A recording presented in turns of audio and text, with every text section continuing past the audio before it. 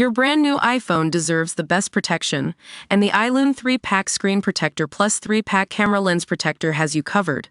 Don't take risks with your iPhone. Click the link in the video description to shop now on Amazon. Welcome to Olivo Live. I'm your host today. We're going to be discussing a very tense situation unfolding in the world of geopolitics, specifically between Russia and NATO. So, what's happening right now? Russian Foreign Minister Sergey Lavrov just addressed the United Nations General Assembly with a warning to Western nations. He called out NATO countries for waging a real war against Russia, positioning Moscow as the heir to the Soviet Union's role in defeating Nazism. Lavrov pointed to U.S. interventions in Yugoslavia, Iraq, and Libya as examples of dismantling post-World War II principles that emphasize global sovereignty. He also condemned Hamas's recent attack and linked it to what he called decades of unchecked Western use of force. Now, this isn't the first time we've heard from Lavrov about NATO and its perceived threats against Russia.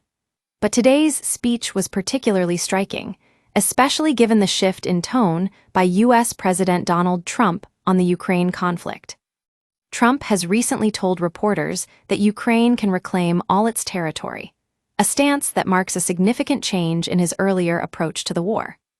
Lavrov's UN address seems calculated to counter this new line, reminding Washington that Moscow sees the war not as a distant conflict, but as a direct confrontation involving the United States. The situation is getting more complicated by the minute, with tensions along NATO's eastern flank escalating rapidly. Estonia recently accused Russian jets of violating its airspace, while NATO forces shot down drones over Poland. The U.S. has responded by saying it will defend every inch of NATO territory. Ukrainian President Volodymyr Zelensky also spoke out against the conflict, warning that failing to stop Russia now would lead to the most destructive arms race ever. So, what does this mean for global security? How do we interpret Lavrov's message and Trump's shift in tone on Ukraine? These are questions that need to be answered urgently. In our next segment, we'll delve deeper into these issues with a special guest who has experience covering conflicts in multiple parts of the world.